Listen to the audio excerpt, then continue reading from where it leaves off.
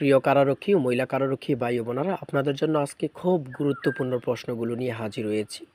আপনারা থাম্বনেল দেখে অবশ্যই বুঝে যাচ্ছেন কোন কোন প্রশ্ন নিয়ে আজকে আলোচনা হবে, অর্থাৎ কারারক্ষী বাহিনী সম্পর্কে, কারা অধিদপ্তর সম্পর্কে A to Z আলোচনা করা হবে। এখান থেকে আপনি 4 থেকে 5 মার্ক কমন পাবেন ইনশাল্লাহ।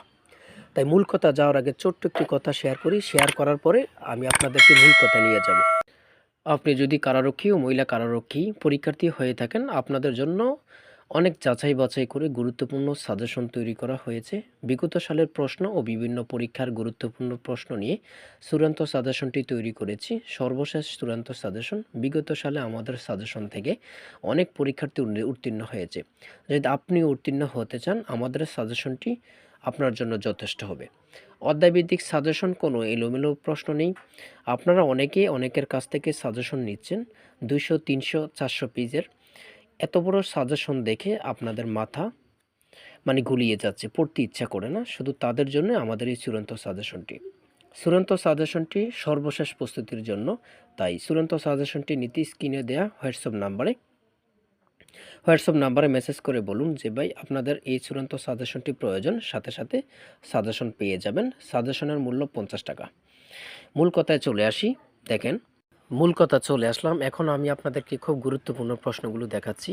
আর অবশ্যই চ্যানেলটি সাবস্ক্রাইব করে পাশে থাকবেন। পরবর্তী যে কোনো ভিডিও সবার আগে আপনার কাছে পৌঁছে যাবে, এর জন্য চ্যানেলটি সাবস্ক্রাইব করে পাশে থাকবেন।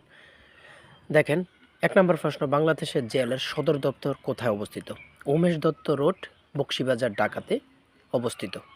তারপরে বাংলাদেশের জেলের অধীনে বর্তমান কয়টি কেন্দ্রীয় কারাগার রয়েছে? 13টি কেন্দ্রীয় কারাগার রয়েছে।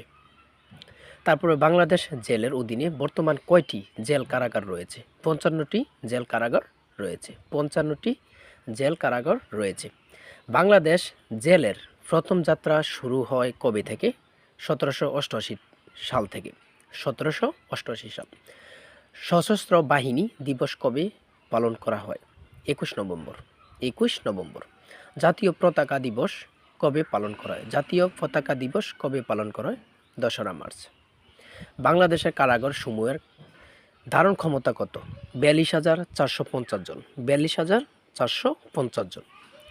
বাংলাদেশের সবচেয়ে বড় কারাগার এর নাম কি? বাংলাদেশের সবচেয়ে বড় কারাগার এর নাম কি? ঢাকা কেন্দ্রীয় কারাগার। বাংলাদেশের সবচেয়ে বড় কারাগার কোথায় অবস্থিত? পুরান ঢাকার চানখারপুলে অবস্থিত। বাংলাদেশ জেলের স্লোগান কি? রাখিব নিরাপদ, দেখাবো আলোর পথ। খুব গুরুত্বপূর্ণ প্রশ্নটি। বিশ্ব পরিবেশ দিবস কবে পালন করা হয়? 5 জুন। 5 জুন বিশ্ব পরিবেশ দিবস পালন করা হয়।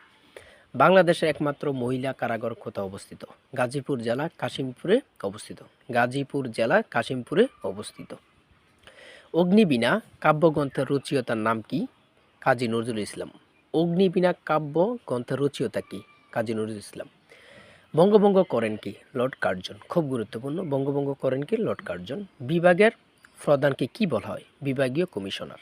অপারেশন সার্চলাইট কি? খুব গুরুত্বপূর্ণ। 1971 সালের 25শে মার্চ দিবাগত রাতে যে ব্যাপক গণহত্যা চালিয়ে বাঙালি জাতিকে নিশ্চিহ্ন করার জন্য পাকিস্তানি বাহিনী যে সশস্ত্র অভিযান পরিচালনা করে, তার নামে অপারেশন সার্চলাইট। দেখেন, এই প্রশ্নটি কিন্তু অনেক চাকরি পরীক্ষা আসে। তারপর বাংলাদেশ সশস্ত্র বাহিনী সুপ্রিয় কমান্ডার কি? রাষ্ট্রপতি। খুব গুরুত্বপূর্ণ, রাষ্ট্রপতি। বাংলাদেশের আইনসভার নাম কি? জাতীয় সংসদ। বাংলাদেশের আইনসভার নাম জাতীয় সংসদ। বাংলাদেশের মানচিত্র প্রথম কি আঁকেন? Major James Rennell. খুব গুরুত্বপূর্ণ, মেজর জেমস রেনেল। বাংলাদেশের জাতীয় পতাকার ডিজাইনার কি? কামরুল হাসান। কামরুল হাসান। এই প্রশ্নটি খুবই গুরুত্বপূর্ণ। আর পরবর্তী ভিডিও পাওয়ার জন্য অবশ্যই চ্যানেলটি সাবস্ক্রাইব করে পাশে থাকবেন।